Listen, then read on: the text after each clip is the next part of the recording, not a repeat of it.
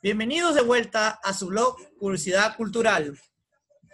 Antes de comenzar, debemos agradecer a nuestros dos patrocinadores culturales. Estamos hablando de la librería peruana Calle de Libros y de la editorial peruana Autómata, dos empresas culturales que apuestan por los nuevos valores literarios, tanto del Perú como del extranjero. También quisiera comentar brevemente que mi libro Entropía justamente se está vendiendo en la FIL Lima 2020, gracias a la editorial Gambiracio. También quiero comentar brevemente que el maestro Cromwell Jara, quien ayer tuvimos la oportunidad de entrevistarlo, ha sido muy amable de obsequiarnos este ejemplar, Yo Verá que, esta revista que su editorial Montacerdos está llevando a cabo como un emprendimiento, donde se incluye uno de sus cuentos que lleva como título Piedra de Sacrificio, y justamente me ha autografiado el maestro. Y bueno, acabando estas breves palabras, queremos saludar y dar un cálido abrazo, aunque sea de manera virtual, a nuestro invitado, Willy del Pozo, el presidente de la Cámara Peruana del Libro, quienes están a cargo y ejecutan todos los años la FIL Lima 2020. Bienvenido, estimado Willy del Pozo. Muy buenos días y muchísimas gracias por esta invitación. Muy contento de llegar a toda tu audiencia y presto a resolver tus preguntas. Bueno, vamos a hablar de todo un poco en esta entrevista y le aseguro que va a ser una entrevista cordial y amigable, como siempre lo hago con todos mis entrevistados. Quisiera hablar cómo es el cambio, ahora que es primera vez que se realiza de manera virtual la FIL Lima 2020, y qué retos conlleva hacer una feria de esta manera, ya que desde su primera vez se ha realizado de manera física, y creo que es otra experiencia, ¿o me equivoco? Sí, definitivamente es algo completamente distinto, es una experiencia innovadora, algo que estamos aprendiendo día a día, pero no teníamos otra alternativa, era nuestro escenario que se presentaba de acuerdo a las circunstancias. Ajá. Y teníamos que tomar al toro por las astas y por lo tanto la decisión fue de presentarlo de manera virtual. Con las plataformas que normalmente la gente joven tiene el acceso, como son el Facebook, el Instagram, y hacerlo con los dos escenarios grandes, que son el escenario donde se desarrollan las actividades culturales y el escenario donde se desarrolla el e-commerce, es decir, las tiendas virtuales, para que puedan acceder quienes así lo deseen a la compra de libros.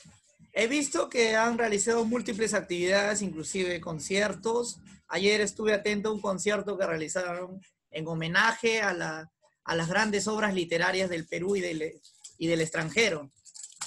Y ha sido muy bonito. Sí. Y la experiencia de los conciertos lo hemos trasladado porque esos eran normalmente los que se desarrollan al final de feria. Y en esta ocasión también, llevarles conciertos desde casa.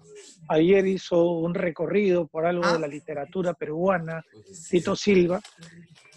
Nos hizo ver imágenes entrañables, ¿no? Como el canto de Arguedas, por ejemplo, acompañado de la música actual, la tecnología versus lo antiguo. Poemas de Blanca Varela, fragmentos de películas como La ciudad de los perros, Las visitadoras. Me parece una propuesta interesante donde también pudimos recordar a Marco Aurelio de Negri, al periodista César Hildebrand con sus formas de pensar. Es importante y es interesante este tipo de acercamiento desde todos los ángulos, ¿no? Desde todas las aristas. En esta ocasión la música es un escenario ideal para llegar a todos los jóvenes y poder mover un poco el cuerpo, aunque sea a través de una pantalla telefónica o una pantalla de una computadora o una laptop. Sí, y supone muy bien, porque yo también estuve un poco bailando también con todo Qué ese bueno, qué escenario bueno, literario y qué espero bueno. que el público también lo haya disfrutado. Creo que sí, he visto que lo han compartido, se ha hecho viral. Y, Eso es importante. y también he notado, bueno, también se ha hecho viral una conferencia que quiero resaltar, la que se realizó con Mario Vargas Llosa, nuestro premio Nobel de Literatura, y con el periodista peruano Raúl Tola. Muchos han estado en esa Sí, fue expectativa. un conversatorio muy interesante en torno a una de las obras importantes de la literatura, ¿no? El Sí, Ulises de James Joyce. James Joyce. Y siempre escuchar la voz de Mario Vargas Llosa comentando cualquier libro, y sobre todo de sus maestros, es importante, ¿no? Ya tenemos experiencias interesantes de comentarios de Vargas Llosa, sobre todo de Madame Bovary, por ejemplo, ¿no? Que siempre Y en sus comentarios que él, hay que resaltar que es la segunda vez que se presenta Mario. El año pasado fue su, digamos, homenaje. bueno, el año pasado se desarrolló el universo Vargas Llosa, y en esta ocasión queríamos tener a Vargas Llosa en un conversatorio y lo hicimos a través del Ulises, ¿no?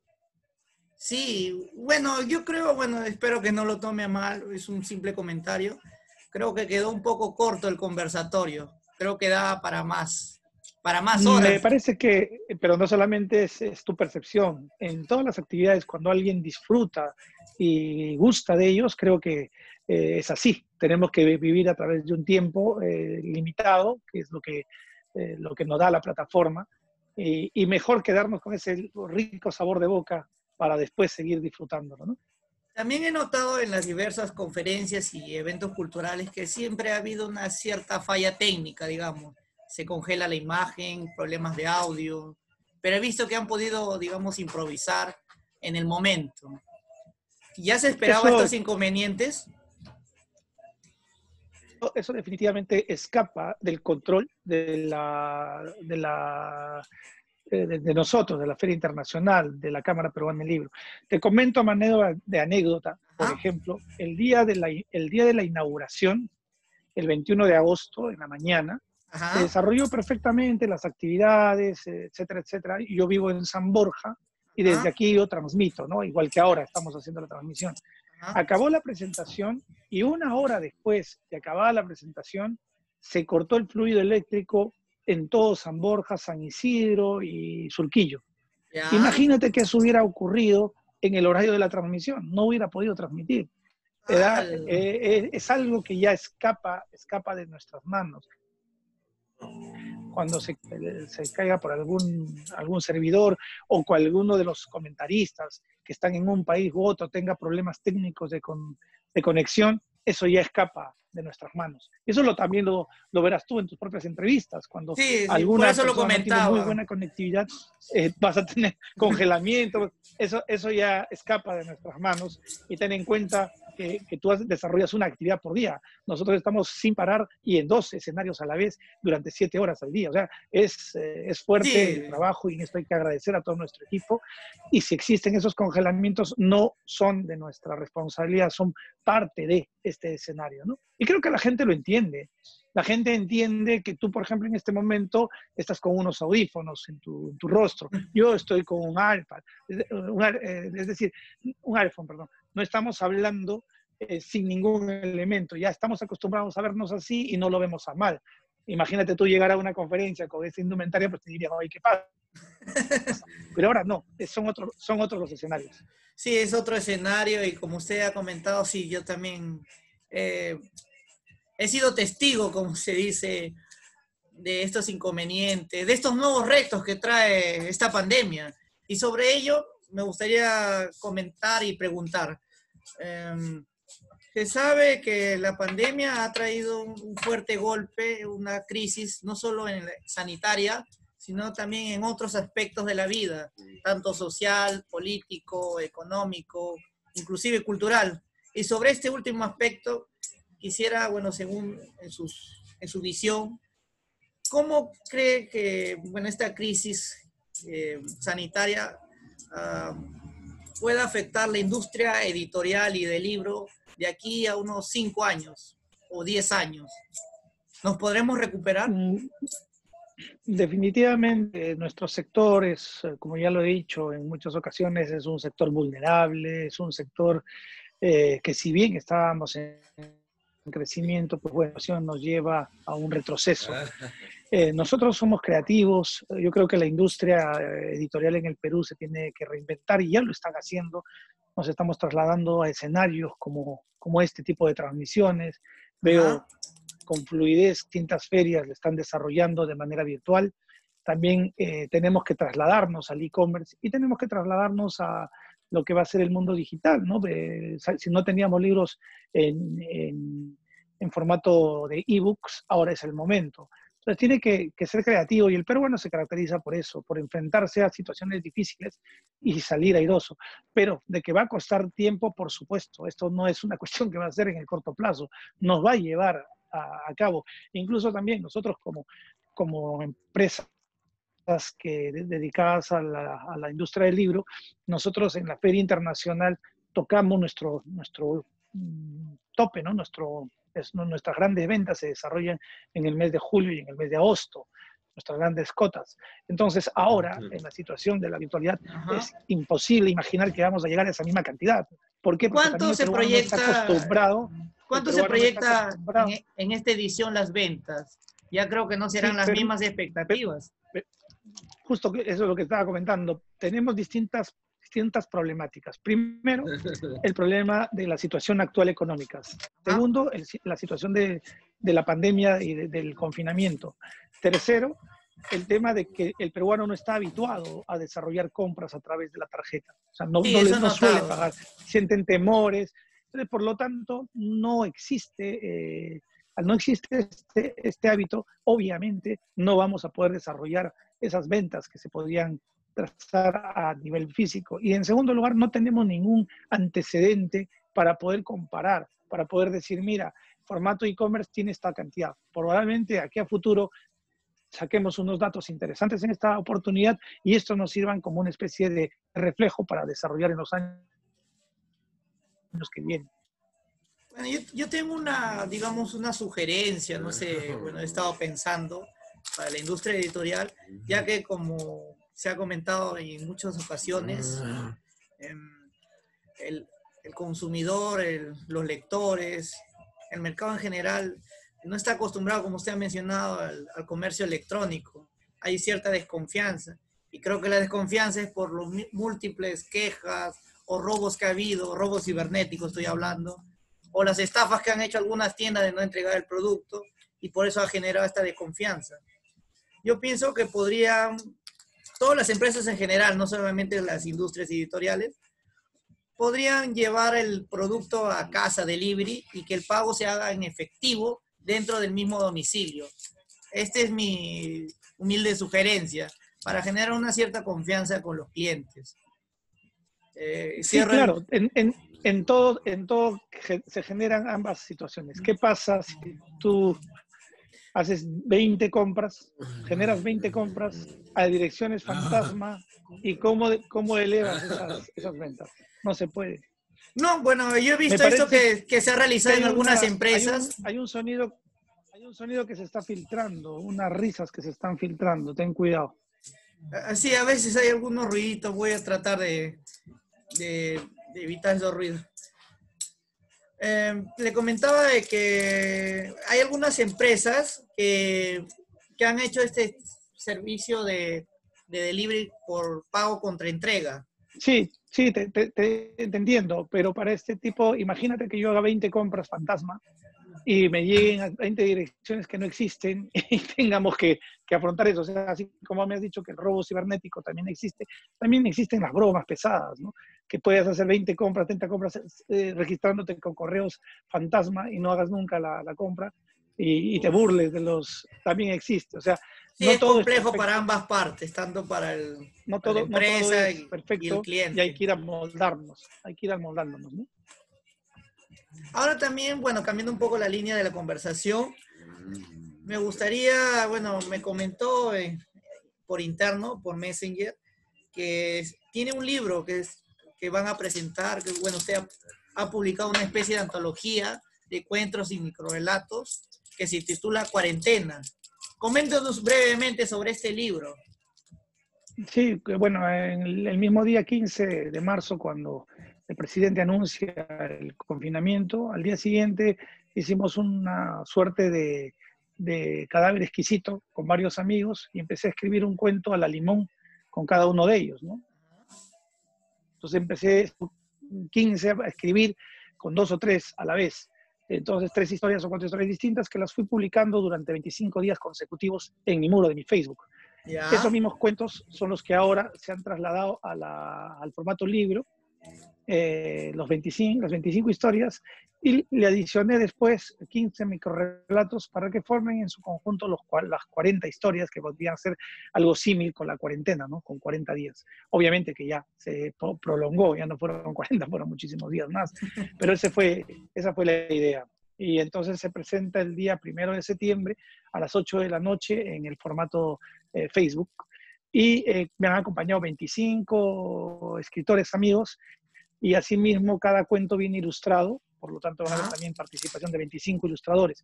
En total el corpus del libro se compone de una participación de 50 creadores. ¿Y qué editorial está apostando por este libro, si se pudiera saber? Bueno, la saco con Ediciones Altazor, que es Ediciones... el sello que dirijo. Muy bien, muy bien.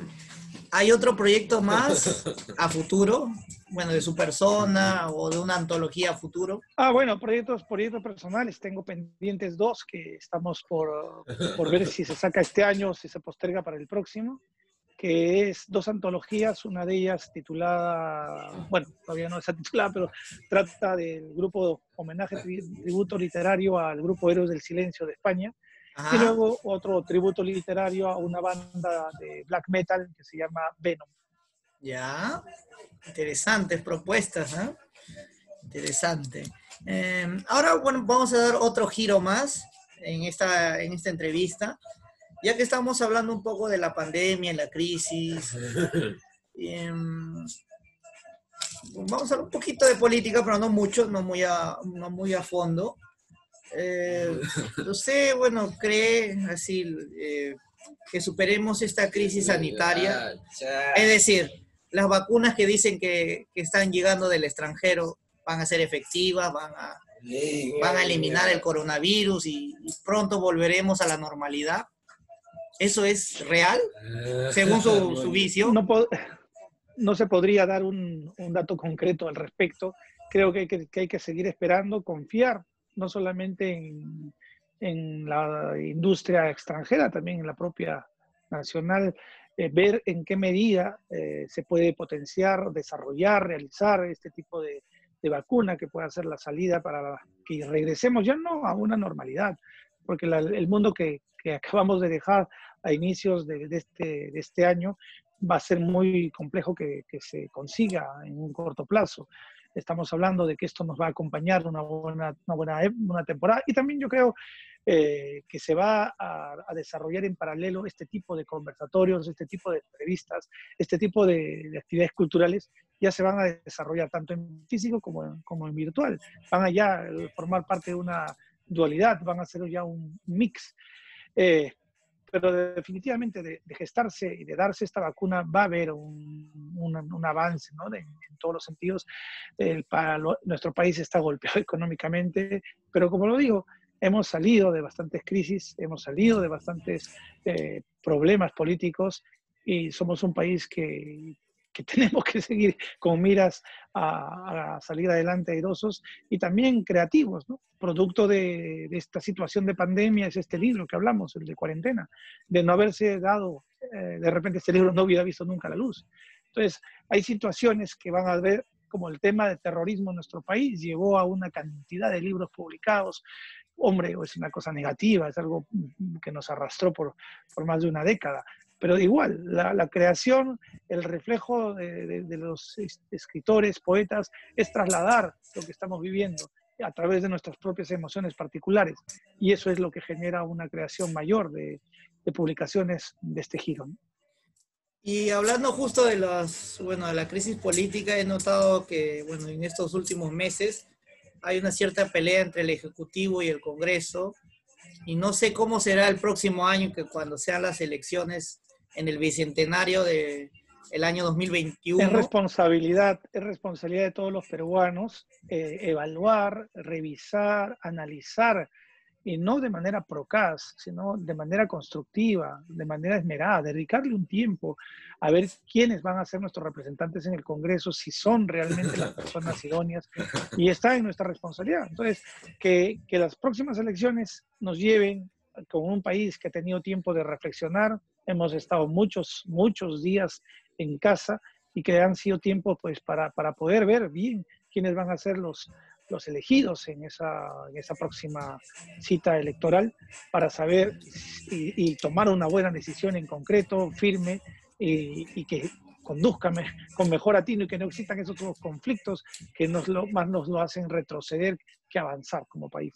Sí, nos hacen muchas divisiones, ya siendo un país, por decirlo, siempre ha estado dividido, a pesar de que José María Arguedas, nuestro gran escritor del indigenismo, quería que todo el Perú se une en uno solo, pero suena una utopía, digamos, imposible en la actualidad. Pero es bonito soñar, tal vez algún día se cumpla este bonito sueño de Arguedas. Y me gustaría volver ahora a, bueno, este año usted ha sido elegido, como todo el mundo sabe, presidente de la Cámara Peruana del Libro. ¿Qué retos conlleva justamente en épocas de pandemia este cargo, ejercer este cargo público? Bueno, como tú ves, también es una responsabilidad grande enfrentarte por primera vez a una experiencia como viene siendo la Feria Internacional del Libro de manera virtual.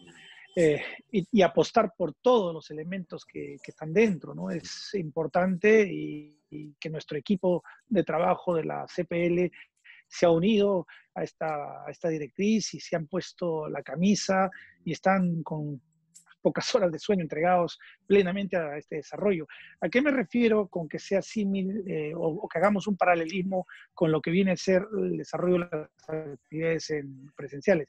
Tener las actividades culturales, tener el comercio de libros, tener los conciertos en tu casa y tener las jornadas profesionales que también se han desarrollado y se vienen desarrollando ahora, que han sido exitosas, que hemos tenido la posibilidad de contar casi con una cuarentena de empresas extranjeras que han conversado, que han visto posibilidades de negocio con nuestros actores del Perú. Entonces, hemos trasladado, o sea, y ese es un esfuerzo en conjunto de todos, y aquí yo quiero felicitar a todos quienes se han sumado, a los propios socios de la Cámara que se apostaron, ¿no?, por esta actividad que nos posiciona dentro de las anteriores ferias que han habido como la pionera, en el sentido de contar con las cuatro: contar con los conciertos en casa, con el e-commerce, con las actividades culturales y con las jornadas profesionales.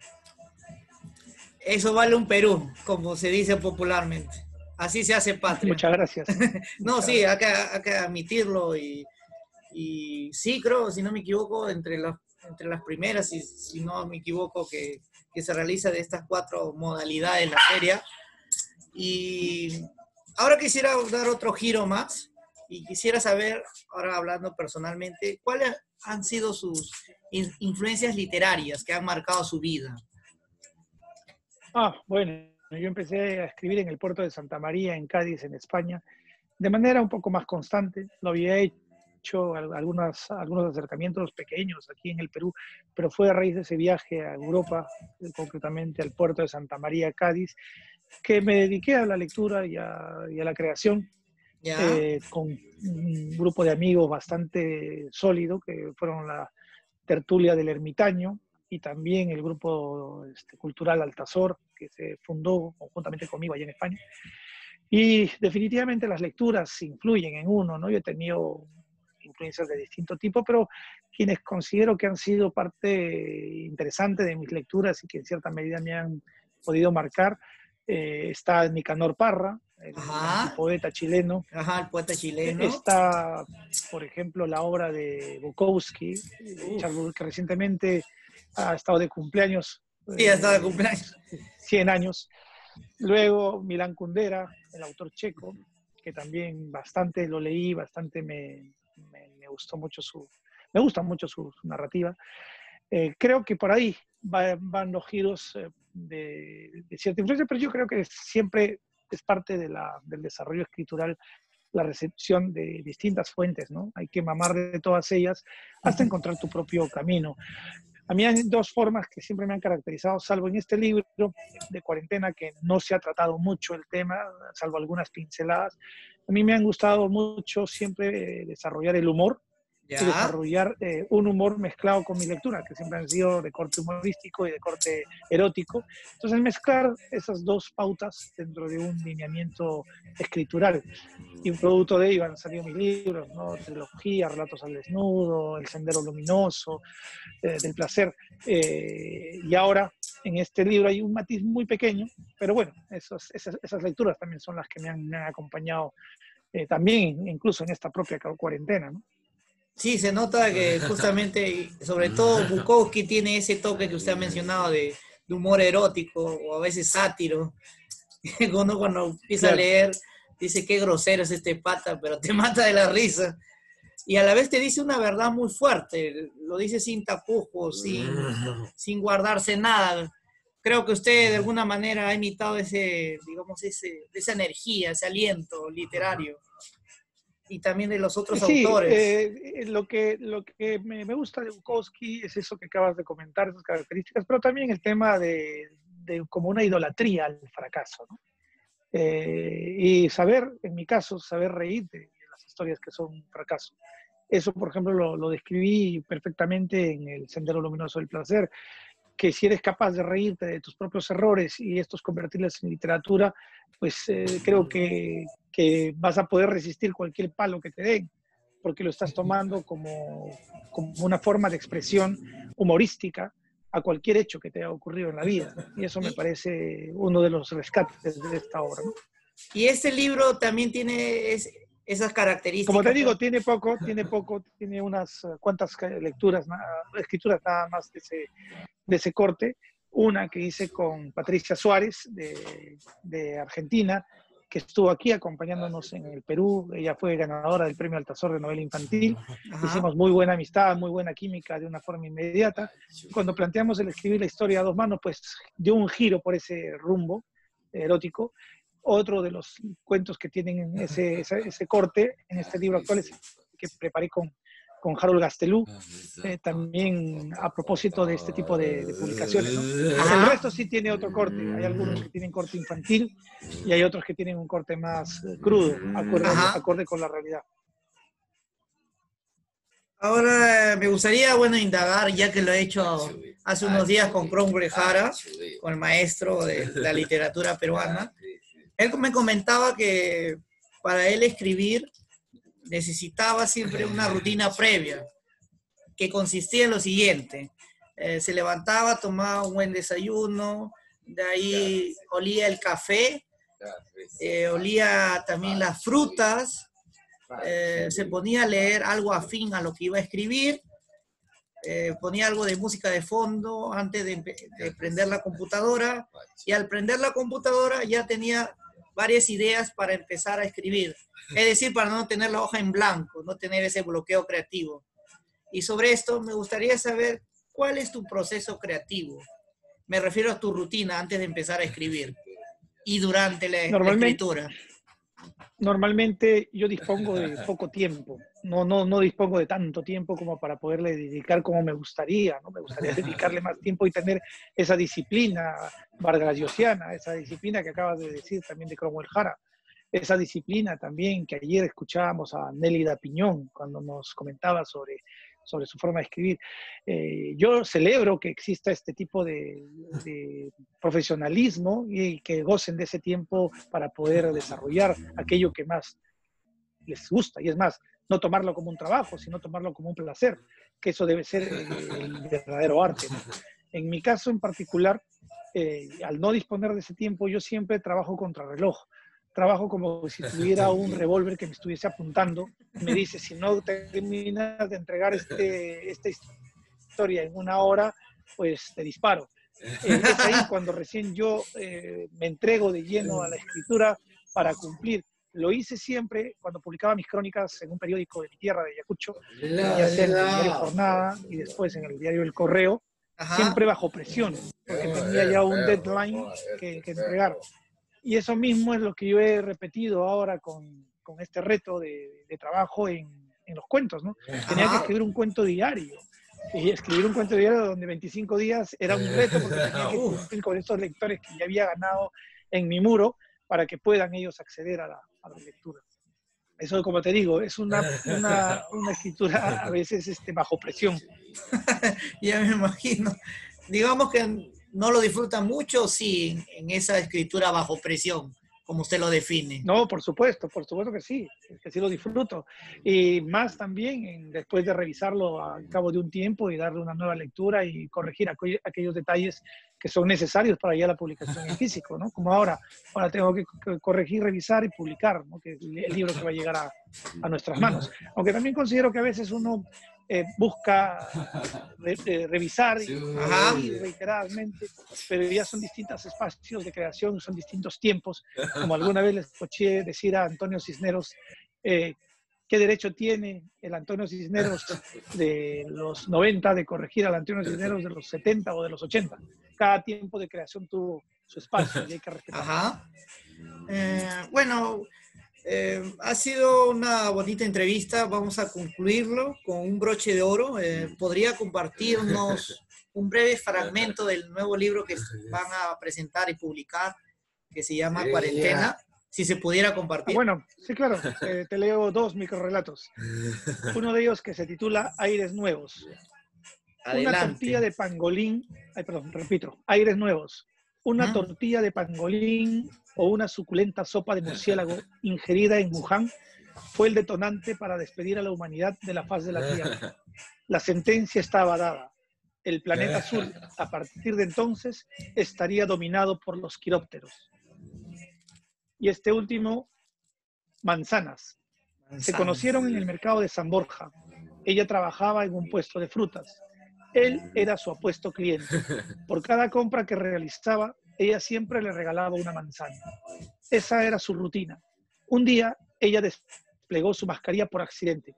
El casero nunca más volvió al mercado. Muchísimas gracias por tu entrevista.